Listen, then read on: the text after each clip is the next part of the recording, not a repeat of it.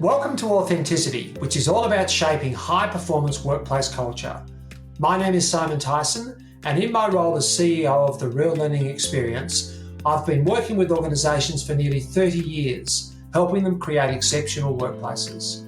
As a leader, you know the daily effort needed to create a culture that produces great results and in which team members and customers are happy. Those things do not happen by accident. The journey isn't always easy, and that's why this podcast exists. Make sure you subscribe as we share our experiences and strategies to help you transform the workplace culture you have into the workplace culture you want.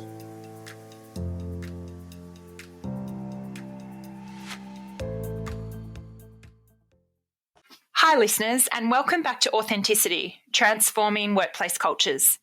Today we have one of our bonus format episodes which we call Front Page Leadership. This format addresses topical subjects within the media that have a strong underlying leadership message within. We take the headlines and the stories and we discuss and extract the leadership lessons to be learnt for our listeners. Before we move on to today's topic, I would like to welcome my co-host Simon Tyson. Hello again, listeners, and welcome to Authenticity, Transforming Workplace Culture. This is another of our Front Page Leadership series, and today we're going to be talking about Parliament. Now, we're doing this because we've had a number of requests from listeners, but also because we've got pretty strong opinions about what we see happening. I do want to emphasise this is not about politics. This is about the workplace called Parliament. And that's the platform for today's discussion. I'd like to welcome my co-host, Kira Lee. Hi, Kira Lee. Hi, Simon, and hello, listeners. So, Kira Lee, I know you're really passionate about this, so I'm going to throw straight to you and let you take this where you see it. Yes. So, earlier this month, a prominent Australian woman was laid to rest at a funeral filled with her loved ones. Labor Senator Kimberley Kitching died suddenly of a heart attack on March 10. She was 52. It's a really terrible loss for her family, but also a death that has been swiftly politicised, as almost immediately after her passing, stories began to circulate regarding Kitching and that she had been the subject of bullying at work, and her workplace being the Australian Senate, and her colleagues being some of the most high-profile Labor politicians in Penny Wong, Christina Keneally and Katie Gallagher. Now, we're not going to get into the ins and outs of what has happened. Some of it has been subject to claims, and obviously Senator Kitching is no longer able to speak her truth or version of events. But the allegations that have been levelled at the senators are that they regularly excluded Kitching from meetings, something that she felt was an ostracisation, and also that it has been widely reported that Penny Wong, during a heated exchange about climate policy, made the comment, if you had children, you might understand why there is climate emergency. So Wong, Keneally and Gallagher had issued a joint statement addressing this, apologising for saying it, so we can only assume that it was said. Anthony Albanese has been talking about it and saying that he stands by his leaders. The PM and Peter Dutton have both suggested that there should be an inquiry. Whilst it's a lot of confirmed allegations, there is no question that the real issue is the culture that occurs in Parliament, and it is also Absolutely. issues that occur in workplaces daily. Yeah. You know what really gives me the shits about this? What? That they all have the gall to look surprised that stuff happens, while at the same time ignoring it happening for the rest of the year. So what they really hate is being called out about this stuff rather than being concerned that stuff actually happens, because there's all this fuss as soon as something happens, but not enough action to prevent it happening, even though it happens. And you've only got to turn on Parliament to hear wildly inappropriate behaviour. And I think like the behaviour you walk by is the behaviour that you accept. But I think absolutely, when they choose to walk by and what they choose to accept depends on who says it and what side of the floor they sit on. And that's what infuriates me. It's that this is not the first, nor will it be the last example of toxic culture within Parliament. But the legislation will not change the culture.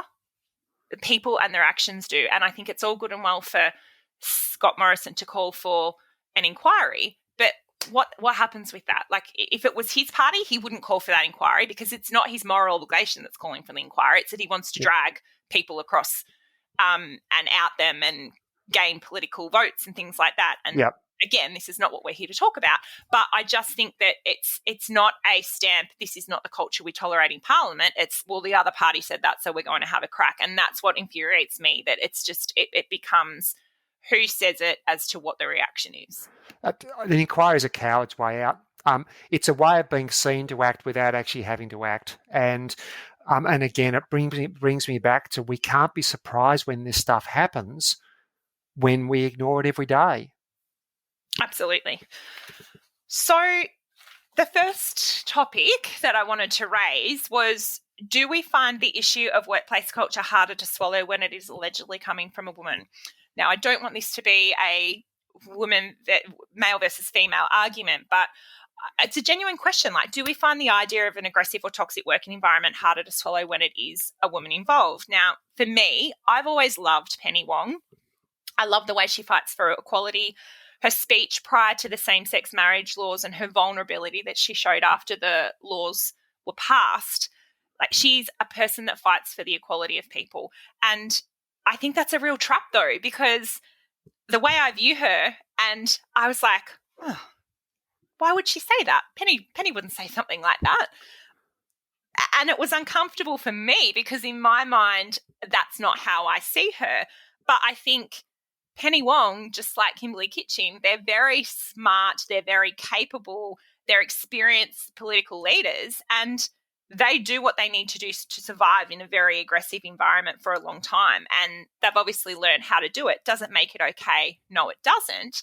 But if there's anything I've learned through watching what has happened, is that it is a very aggressive and toxic workplace. And the facts are, it's even more so if you're a woman. And people can come at me for that comment if they want, but it is. And you see what Julia Gillard had to put up with and the vile nature of the comments. Yep. People don't speak that way to men.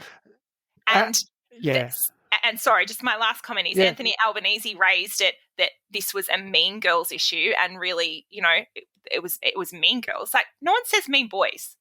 No one goes, oh, it's the mean boys club. And I just think that we're thrown into moral panic when women do it because women aren't meant to do that. I think that's a really important point. Now, I'm sitting here as a bloke, so my ability to discuss this with real understanding is limited. But my perception is that with women, it's more black and white, that we expect them to be either good or bad. Whereas, so Penny Wong will make a comment, which is an awful comment, shouldn't have been made. She's apologised for it, and let's hope that was done appropriately. That happens in workplaces, shouldn't happen, but as long as it's dealt with and we all move on, then we've learned something from it. But it's not. It just doesn't seem to be that simple for a woman, that she's either black or white. So she's gone from being she's either good or bad. Whereas with a bloke, it would be dismissed as a throwaway comment. It would just be part of their general persona, and we wouldn't see it as glaring as it obviously is in this case. And again, that comment about what was it, the mean girls? Yeah. So, I mean, seriously? Yeah. How many advisors does it take for him to say something that's stupid? I know, but I think it just highlights, and I think a lot of us, we shrug our shoulders and we go, "Oh, that's politics. But it's not. It's not. It's well, it doesn't need to be toxic culture that breeds where you either you're the hunted or you're the one that hunts. Yeah. And you pick it because otherwise, if you don't have those broad shoulders, those aggressive nature to come back at people, you just get swept aside. Yeah. And I think that's so true, because as a female, you know, when I have stood up for myself before, or I've said something that may be a little bit out of character, or I've called something out, it's, oh, you don't need to be so aggressive. But you don't. But that's an okay trait in a male, because men can call it how it is. But when women do it, and I just think it just highlights the toxicity that lies within a culture. Call it out. It doesn't matter who you are. It doesn't Yep. matter what gender you are, just call it out and have the conversation about it. There doesn't have to be any undertones to it. Just stamp it out so that it doesn't exist to begin with. But Yep. there's just all these layers and there's all these undercurrents within Parliament, I think, that it just creates for this absolute cauldron of toxicity.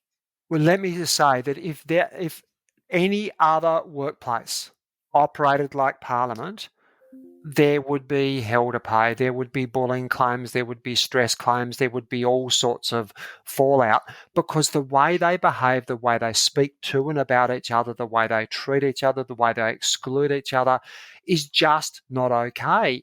And what we do is we normalise it. And the way we normalise it, and you can hear it in the language of the leaders of Parliament over the last week or two, where they've said, oh, that's politics. That's just politics. It's part of the rough and tumble, the give and take of politics.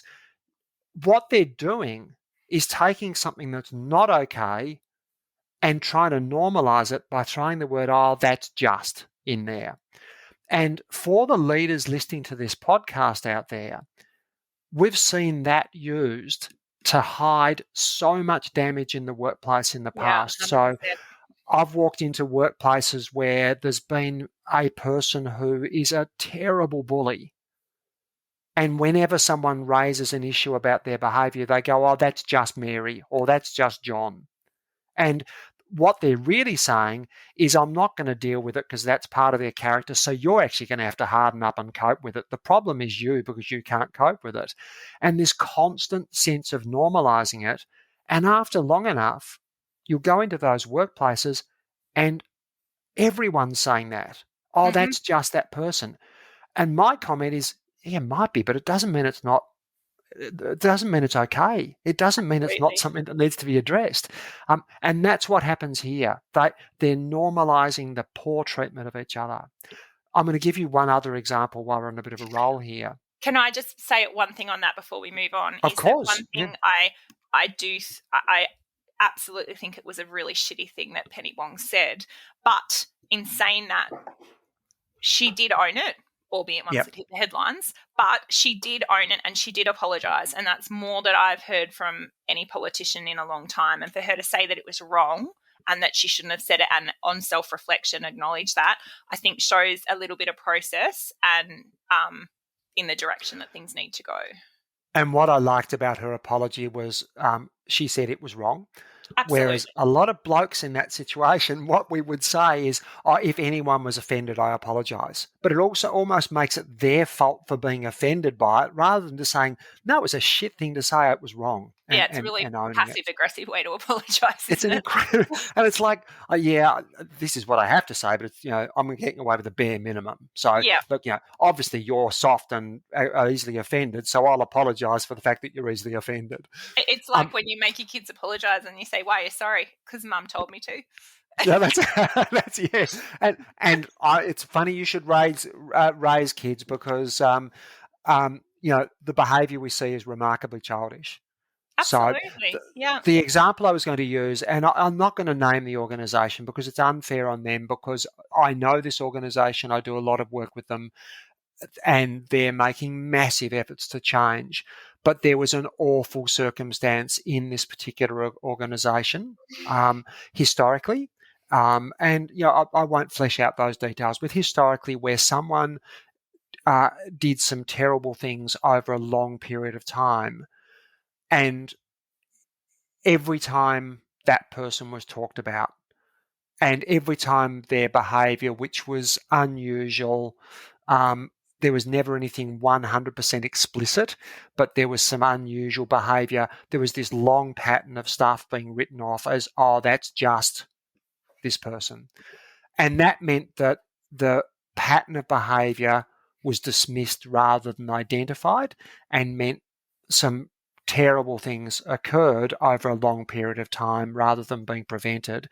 When we choose to minimalise and normalise inappropriate behaviour, we facilitate bad things happening to other people. So other people suffer because we don't have the courage to address the issue that's right in front of us. Yeah, and that actually brings me to my second point, is that there was I was reading a story from a journalist called Samantha Maiden, and she had interviewed Kitching at great length, and she knew her quite well, and she's actually interviewed her for a book that she's writing about Parliament's culture. And she's said that Kitching spoke at length about the Mean Girls issue and said that there was an in crowd within the the senior Labor women, and that Kitching felt she wasn't in it. And that's a very familiar feeling within many workplaces, that if you're in the in crowd, you don't see that it exists, but if you're outside it, it's devastatingly obvious. Which makes it really relatable and understandable. And that made me think about a lot of the clients that we work with in coaching and some of the mediation and just some of the general workplace, where it is very real. Like a lot of the comments were made after that came out that that's very high schoolish, and that it sounds like a high school problem, but it actually isn't. It happens every day. And you think about, and for our listeners, like you think about, there are little cliques at work. And whether it happens deliberately, or half the time it is formed organically with people that you trust. And then from there, it may be just, you talk about weekends, and then it maybe you talk about more things, and you don't realize how people sitting outside of that feel unless you're outside.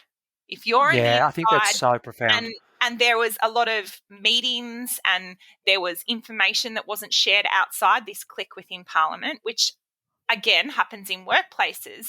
And whilst you can't stop that, my question is, obviously Parliament doesn't, but workplaces need to support the conversations to call this out, because it's not okay that people feel like that. Whether it's intentional or not intentional, there needs to be workplaces that sit around people when they go, okay, there's an issue here where information only goes to certain people, or there is an issue with exclusion, or there's an issue with bullying, and the person that puts their hand up to have that conversation isn't made to feel like they're the bad guy. Whether it's true, whether there's unfounded, founded, proven, not proven facts around whatever is raised, there needs to be support for someone who opens that line of communication to have an honest conversation about behaviour.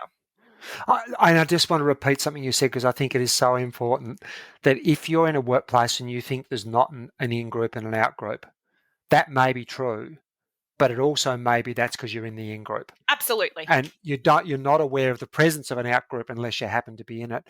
All the research around in-groups and out-groups, by the way, is that there's really positive outcomes for people who are in the in-group in terms of their own well-being, but also in terms of their workplace performance. And there's really negative outcomes for people who are in out-groups in terms of their well-being, and they contribute at lower levels, partly as a response to being in the out-group. It's not a conscious response. It's just they end up getting into that mindset of, I'll just come to work and do my job and go home, because they don't feel included. And that then becomes self-perpetuating. Absolutely. Well, on reflection, when I read that, I remembered back to a role I had probably 15 years ago, and we had a group that used to go out for lunch every Friday. And I'll own it and say, I assumed that if anyone outside of the usual group that wanted to come, they'd put their hand up and say, oh, can I come? But on reflection now, I think they probably felt the need that you needed to be invited, and they probably felt, oh, there goes the cool group off to have their lunch. No one else is invited. We had no awareness to that. We were inside that group, and we'd go and we wouldn't talk about anyone. We'd go and we'd just have a laugh, and we'd have a drink. We'd go somewhere different. We think, because we worked within the CBD, we go somewhere different every week. We had no idea that that is how people would have felt, because we were inside that group, or how much damage that can do to culture and the inclusion of people who may have not felt they could ask, could they come, or felt that they needed to ask, because need to ask, because we all assume, they're making that choice, but maybe they don't. I love it that you're bold enough to call yourself part of the cool group. I've never been cool in my life, and it's no, I don't think it was the cool group. But on reflection now, I probably think that's what people looked at us and thought, because you own it. If you were cool, you own it. That's okay. So I'll play it back to you later. You said the cool group. And I can say that in my work experience, I've been in the in-group and I've also been in the out-group, and it does profoundly impact the way you feel about your work.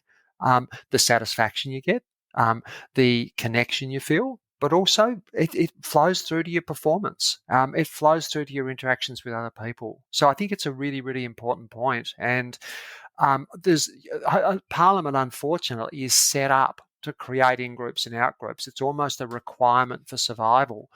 But what's the toll on these people? What's the price people pay, and the stress levels, and the lack of satisfaction they get? Absolutely. And ultimately, I think we just need to think about the ownership of culture, both in our workplaces, and I think that's what needs to come down to, that awareness within Parliament. And we always speak about, with the people we work with, is culture is the sum of everyone's beliefs, attitudes, skills and behaviours. It doesn't belong to anyone. Culture doesn't belong to HR or people and culture.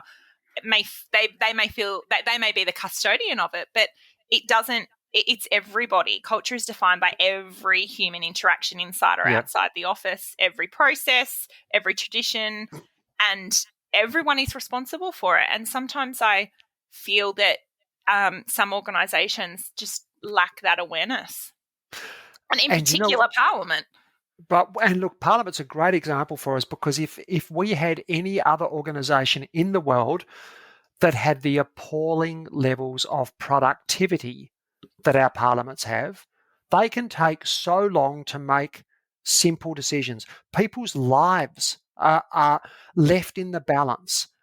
People have no clarity about their future for years and years and years while Parliament stuff's around.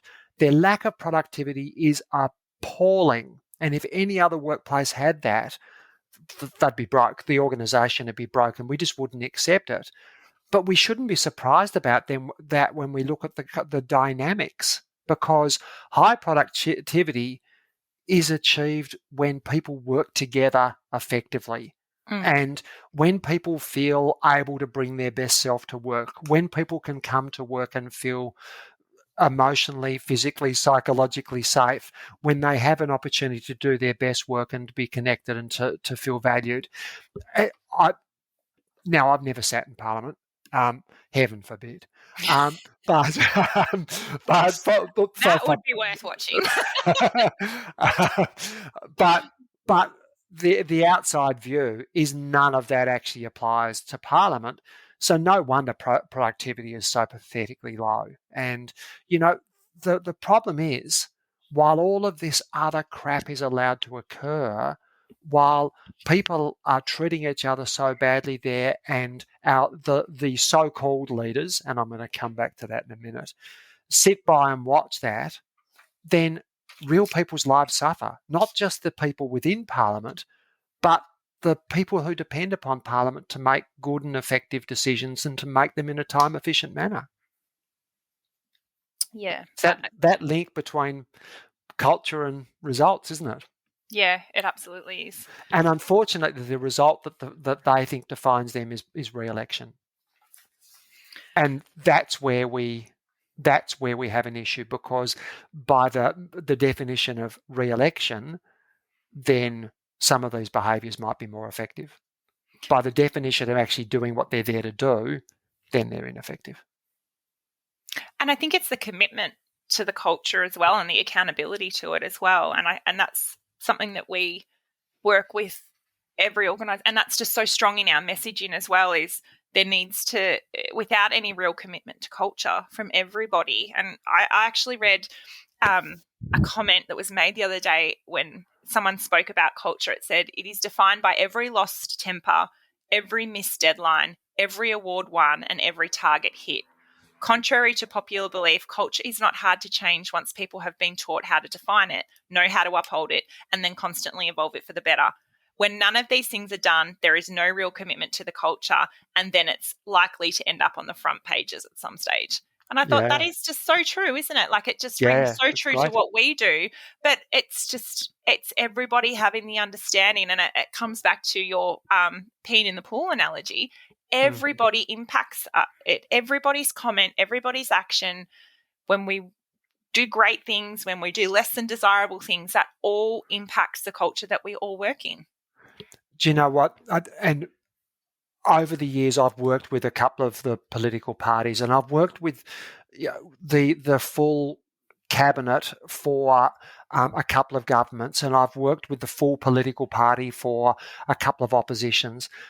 And the most disturbing thing that I have seen is that sometimes they actually value this toxic culture they create. They're threatened by the idea of not behaving in this way. And going back to the original theme of this discussion, it's often the real alpha male types. They not just piss in the pool. They get out, boldly stand on the edge of the pool and pee as long as they can, because that's their view of the world. They have to leave their mark. They're threatened by the idea of no longer continuing to behave that way because they've never practiced an alternative, and so they don't know how to be effective in a different way. And as you talk about this, it's just made me think, gosh, maybe the really big problem here is the absence of not just the will, but also the skill to do this differently. They don't know another way. And they call themselves leaders, but they lack leadership. And that's it's what is the biggest challenge for leaders? What that we face. The biggest challenge we find is the ability for leaders to manage people's behaviour that undermines culture. What is the one thing that doesn't occur in Parliament? Leaders managing people's behaviour that undermines the culture. And I think every leader will nod their head and go, that is the biggest challenge. But does your culture support the calling out of behaviour? And so many organisations we work with, it does, and it's just a skill that leaders have to work on because it doesn't come natural to have those tough conversations.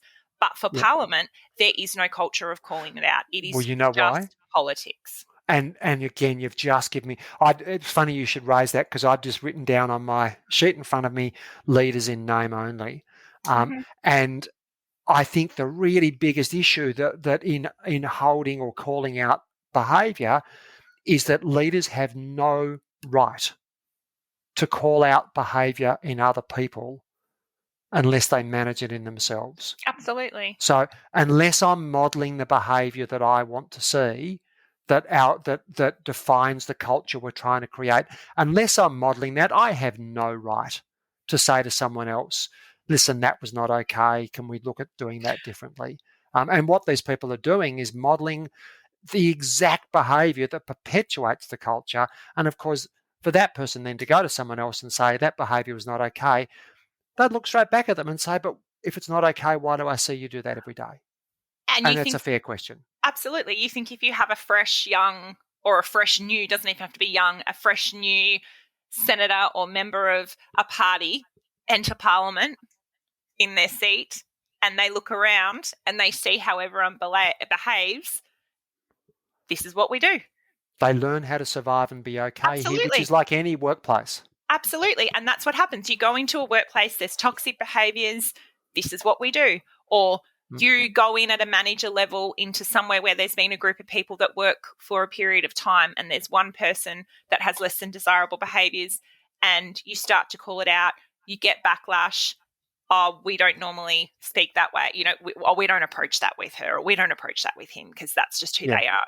That's just. That's that just again. And it all comes down to you are the sum of the people you hang out with and you spend time with, and you are going to behave as everybody else behaves around you. Yeah. You're going to learn what it takes to survive here. And absolutely. And that's what's happening. Now, if I could just, to complete the cycle, not my cycle, this is you may have a different cycle to complete, but for me, the one I feel I need to complete for our listeners is that I said in any other workplace, the behaviour we see in parliaments would not be okay. You know what? Leaders, listeners, in some of your workplaces, there are degrees of that behaviour. And so, no, in all of your workplaces, there are degrees of that behaviour. In some of them, it's really mild, and you've got strong values and a strong culture that makes that not okay. But some of you have got workplaces and cultures and maybe values that are either absent or don't mean enough. And there's a much stronger element of this sort of behaviour, a much stronger element of normalising this. And we're working with clients right now where we see maybe not the extremes that we see in Parliament, but we see somewhere on that spectrum. So don't feel listening to this is just about what's happening in Parliament. They're an example of what happens when no one does anything about it. And that's exactly why when I was thinking about this, I thought this made such a good topic, because whilst they are really big picture issues that are publicised on the front page of the paper and on news headlines, these are issues that we deal and we see in organisations. And when I just talk to people about their workplaces, they don't even have to be our clients. These are what they raise. These are the issues that exist every day. And it all comes back to that culture. And what does that culture support? What behaviours does it encourage? What behaviours does it try to stamp out with open and honest lines of communication? What are the values that you have that is the foundation for the culture that you want? Like there's so many questions that you can seek your answers for in the role that you have right now as a leader. And what standard do you hold yourself accountable to? Absolutely. What behaviour do you model for everyone else to follow? Well, look, that wasn't quite as political as I thought it could go once I got wound up about it, so that was pretty good. And look, I got to be honest, I have very little belief that there'll be rapid change in Parliament. There'll be a lot of talk about it because that's the pattern they follow. It hits the headlines. They all run around, try and look like they're dealing with it, particularly the senior leaders, regardless of political persuasion, be seen to deal with it and push it back, and there might be incremental improvements made, but why don't we make the improvements before there's a crisis? As I say, I don't have great faith that we'll see massive change in Parliament, but for our listeners, they're an example of what happens when this is unaddressed. Don't let yourselves go there. Don't let your organisation go down that path. Don't accept these things. Don't use the word just to minimise or normalise crap behaviour. Don't walk past stuff that doesn't support the culture you want. Recognise that once you let that stuff in, it eats away and it becomes the way things are done around here. And before you know it, you've got a culture that, if not the same as Parliament, starts to look something like it. Absolutely. I have very little to add to that wrap up. Well, I will stop now because I could keep on going forever. But again, I'm so glad that you proposed this topic, Kimberley. You're on a roll with some really good topics, and I hope you keep bringing them to me because they're thought-provoking, to talk about with you, and I hope they're thought-provoking for our listeners. Absolutely. We hope everybody's enjoyed this episode. See you next time. See ya. Thanks for listening to Authenticity, Shaping High-Performance Workplace Culture. If this episode has provided you with strategies, insights, or inspiration, head to your favourite podcasting app and make sure you subscribe to be notified of future episodes. To get a sense of how your current culture measures up, you can take our Authentimeter, a free online assessment. It will take you about 10 minutes and give you an indicator of exactly how authentic your culture is. You can find that at authenticity.com.au/podcast.